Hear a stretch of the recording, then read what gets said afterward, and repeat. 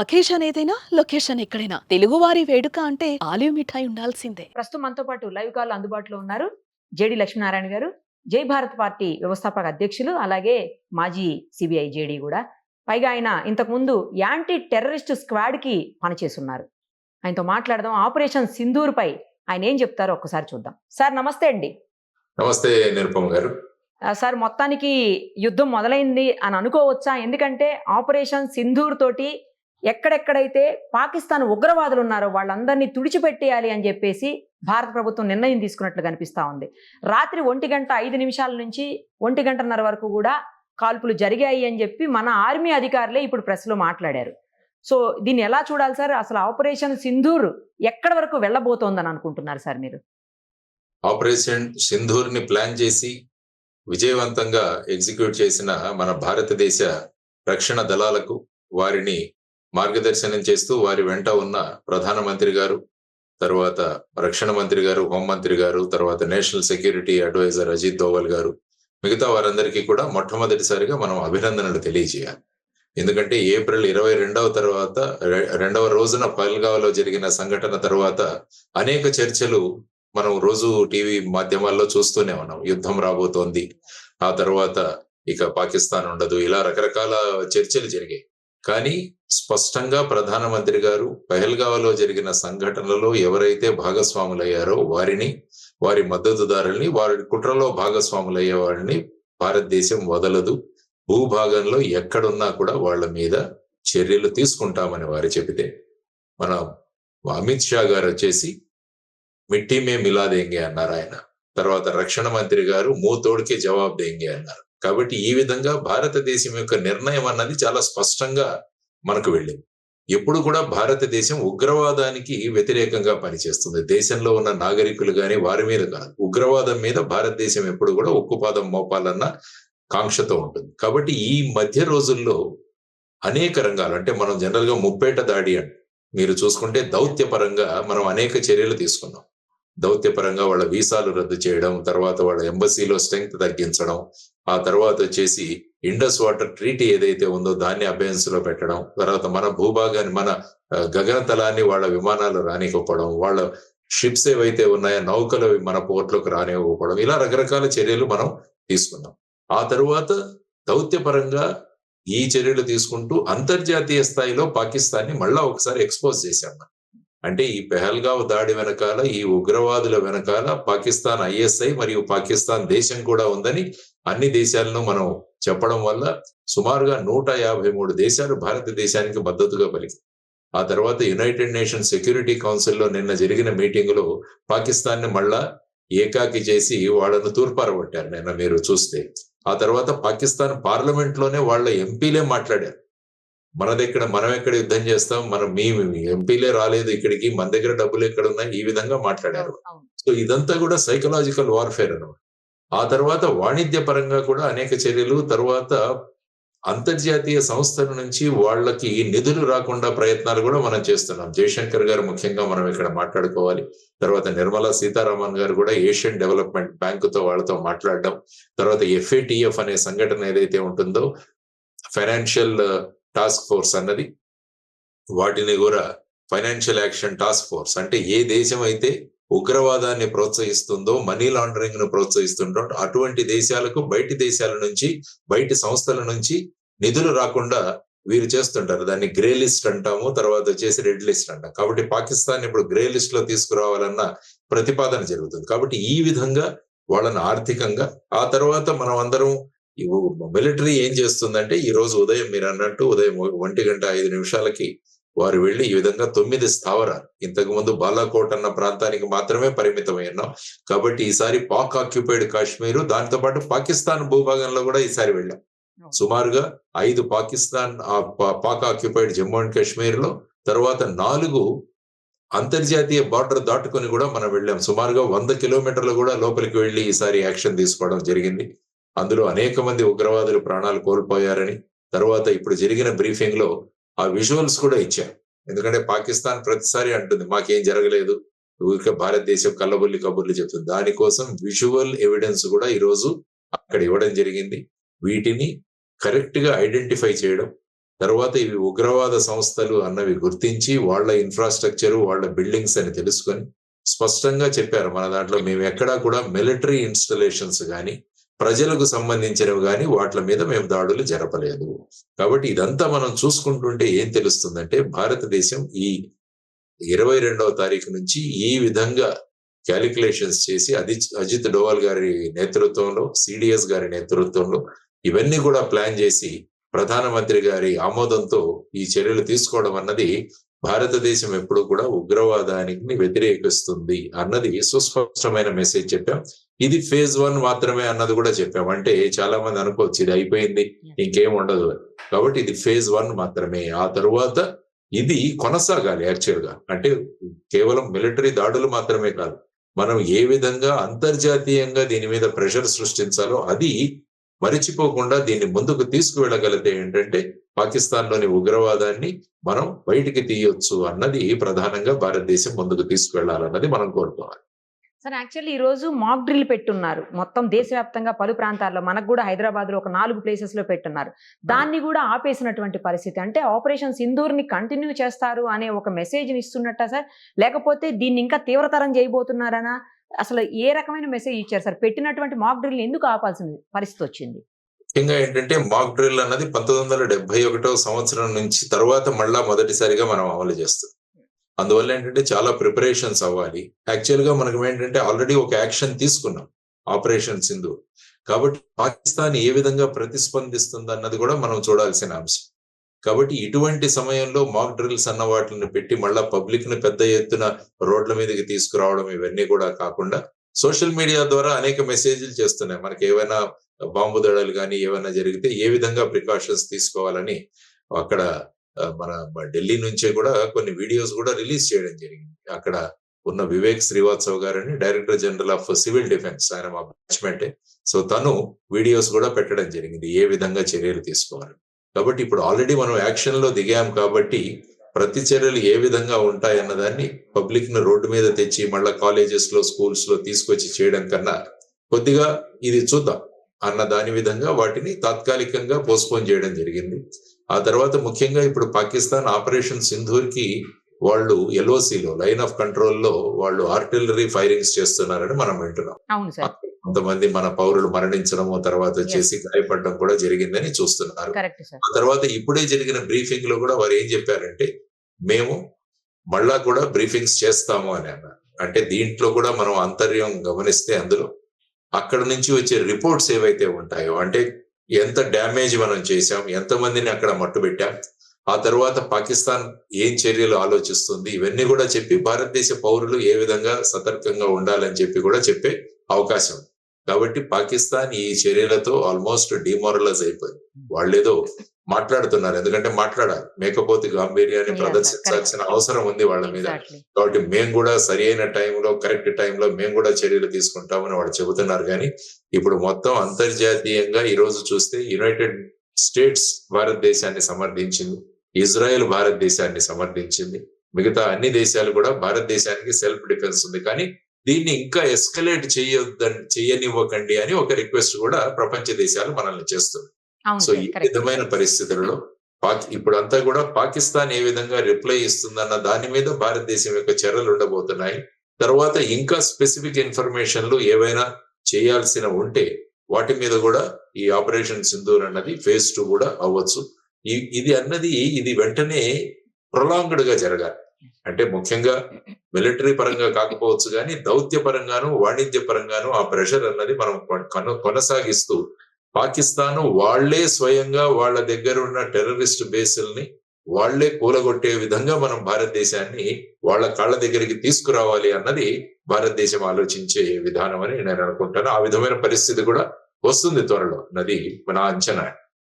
Sir కొంతమంది అనవసరంగా భయపెట్టిస్తున్నారో లేకపోతే మరి ఏం చెప్పదలుచుకున్నారో తెలియదు కానీ ఒక 2-3 వారాల పాటు చాలా ప్రాబ్లం అయిపోతుంది, ప్రత్యక్ష యుద్ధం వచ్చేస్తుంది, మిలిటరీ మొత్తం దిగిపోయి ఏదేదో జరిగిపోతుంది, ఇక్కడ బాంబులు పడిపోతాయి, హైదరాబాద్లో కూడా బాంబులు పడిపోతాయి, ఏకంగా హుస్సేన్ సాగర్లో కూడా బాంబులు పడిపోతాయి అని రకరకాలైనటువంటి కామెంట్లు చేస్తూ 2-3 వారాలకు సరిపడా నిత్యావసరాలన్నీ దగ్గర పెట్టుకోండి, ప్రజలు బయటకు రావడానికి కూడా ఇబ్బంది పడతారు, ఇట్లాంటి కామెంట్స్ చేస్తా ఉన్నారు. అది ఎంతవరకు నిజం సార్?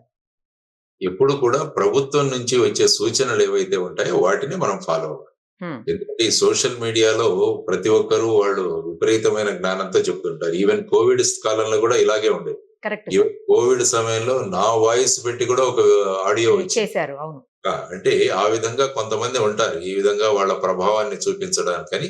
కాబట్టి ప్రభుత్వం ఏదైతే మెసేజెస్ పెడుతుందో, ప్రభుత్వం ఏదైతే ఆథెంటిక్ వీడియోస్ ఏదైనా పెడుతుందో, ఆథెంటిక్ గా ప్రభుత్వం ఏదైతే సూచనలు ఇస్తుందో వాటిని ఫాలో చేయాల్సిన అవసరం.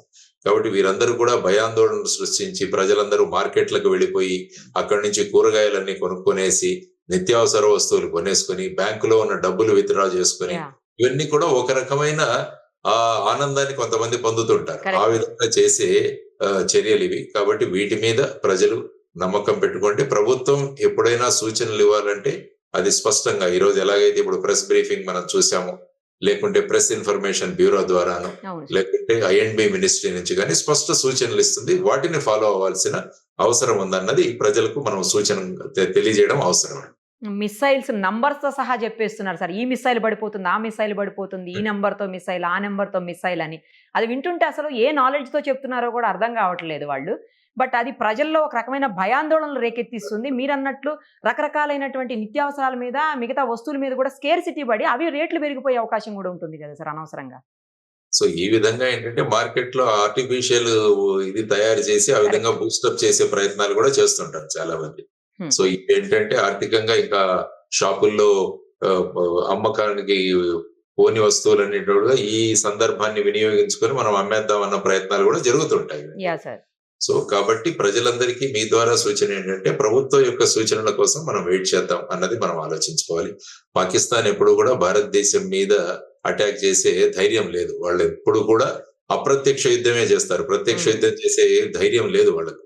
అందుకనే వాళ్ళు ఇంతకు ముందు కూడా చూస్తే ఉగ్రవాద దాడులు కానీ, లేకుంటే ఈ నార్కోటిక్స్, ఈ మాదక ద్రవ్యాలు మన దేశానికి పంపించడం కానీ, లేకుంటే ఫేక్ కరెన్సీని భారతదేశంలో పుష్ చేయడం కానీ ఇలాంటివి చేస్తుంటారు వాళ్ళు.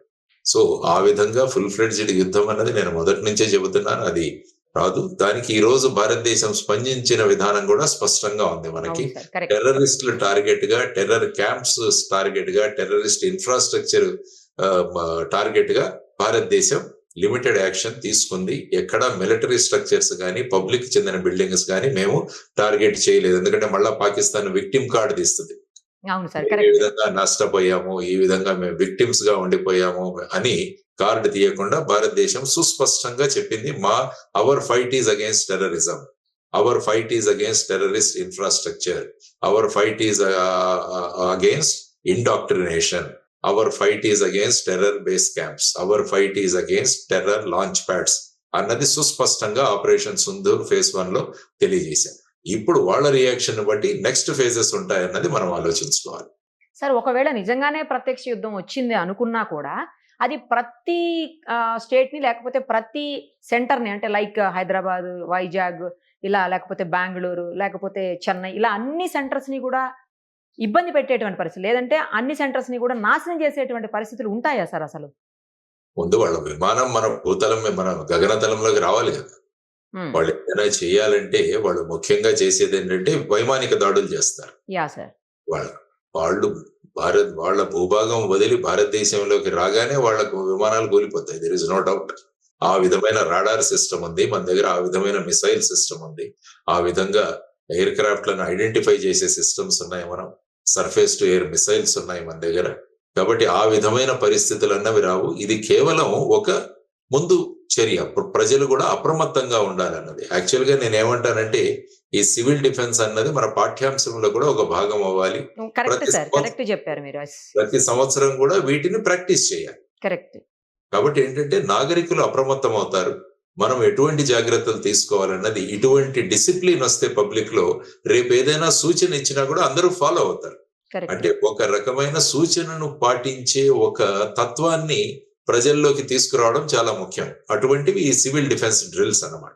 సో ఆ విధంగా ఇప్పుడు ప్రభుత్వాలు కూడా ఆలోచించాలి, పాఠ్యాంశంలో ఒక భాగం చేయాలి వీటిని. తర్వాత వీలైనన్ని కాలేజెస్ లో మళ్ళా ఎన్సిసి అన్నది తీసుకురావాలి. చాలా చోట్ల ఎన్సిసి ఇంతకుముందు ఉండేది సార్. అవును. ఇప్పుడు క్రమక్రమంగా తగ్గుతుంది. కాబట్టి ఏ విధంగా అయితే ఇజ్రాయెల్ గాని, మలేషియా గాని, సింగపూర్ గాని అందులో విద్యార్థులకు 2 సంవత్సరాల మిలిటరీ ట్రైనింగ్ కంపల్సరీ. ఉమ్, ఉమ్. సో దీన్ని పెట్టుకొని మనం అటువంటి వాటిలలో మనం పాఠ్యాంశాల్లో మార్పు రావాలి. తరువాత ప్రజలలో జాతీయ భావన అన్నది ఒకటి పెంపొందించాలి. కాబట్టి ఇప్పుడు ఈ ఇన్సిడెంట్ వల్ల ప్రజలందరూ కూడా దగ్గరికి వచ్చారు. అవును. కాబట్టి ఈ విధంగా ఏకమైన ప్రజలను మళ్ళా కులాలని మతాలని విడిపోకుండా జాతీయ భావనలు వీళ్ళలో తీసుకొచ్చి నేషనలిజం దిశగా ప్రజలను తీసుకువెళ్ళడానికి కూడా దీన్ని ఉపయోగించుకొని మనం చేయగలిగితే ఏమవుతుందంటే మన కేవలం ఇటువంటి ఉగ్రవాద దాడులు కాదు, సమాజంలో జరిగే ఏ అన్యాయాన్నైనా కూడా ప్రజలు కలిసి ఎదుర్కోగలరు అన్న భావనలు మనం తీసుకురాగలిగితే అప్పుడు అది నిజమైన జాతీయవాద విధానంగా నేషనలిజం వైపు మనం ప్రజలు తీసుకోవడానికి ఈ అవకాశాన్ని వినియోగించుకోవాలని కూడా నేను అంటున్నాను. కరెక్ట్ చెప్పారు సార్. సార్ ఇప్పుడు ఈ మాక్ డ్రిల్స్ కానీ లేదా సివిల్ డిఫెన్స్ చేసేటువంటి డ్రిల్స్ కానీ అవి రియల్ గా అనిపించేలాగా చేస్తారు కదా సార్. అవి వాటి వల్ల ఎంతవరకు ఉపయోగం ఉంటుంది అని కూడా ఒక చర్చ నడుస్తా ఉంది సార్. అనవసరంగా భయపెట్టించడం తప్పించి దీనివల్ల ఉపయోగం ఏముందని కొంతమంది మాట్లాడుతున్నారు. లేదు, రాబోయే యుద్ధానికి వీళ్ళని సన్నద్ధం చేస్తున్నారని కొంతమంది మాట్లాడుతున్నారు. అంటే ఏంటంటే ఇందులో ప్రజలను ఇన్వాల్వ్ చేయడం చాలా అవసరం. అంటే ఏమవుతుందంటే ఇది కేవలం ఆర్మీ వాళ్ళ విషయం, మాకు సంబంధం లేదు ఇలా యా అనుకుంటారు. సార్. అలా కాకుండా ఒక దేశంలో ఉన్న పౌరులుగా మనం అందరం కూడా రెస్పాండ్ అవ్వాలి అన్న ఒక బాధ్యతాయుతమైన ప్రవర్తన. అది ఒక ప్రవర్తనను తీసుకొచ్చే ఒక మార్గం ఈ సివిల్ డిఫెన్స్.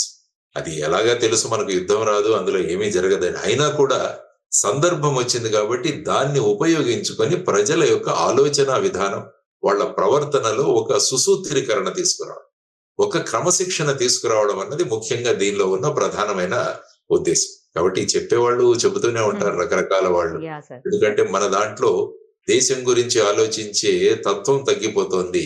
మనం ఎప్పుడు కూడా మన ఇల్లు మనది ఆలోచిస్తున్నాం. కాబట్టి ఇప్పుడు దేశం గురించి ఆలోచించాల్సిన పరిస్థితి వచ్చింది. కాబట్టి కనీసం ఎప్పుడైనా కూడా మన గోడలను బద్దలు కొట్టుకొని మనం దేశం యొక్క అభివృద్ధి, దేశం పట్ల మన అభిమానము, వీటి దిశగా మనం అందరం కూడా ముందుకు వెళదామన్నది అందరూ ఆలోచించాల్సిన అంశం. కాబట్టి ఈ అతి తెలివితేటలు ఉన్న కొంతమంది ఈ విధంగా ప్రతిదాన్ని విమర్శించే వాళ్ళు ఉంటారు.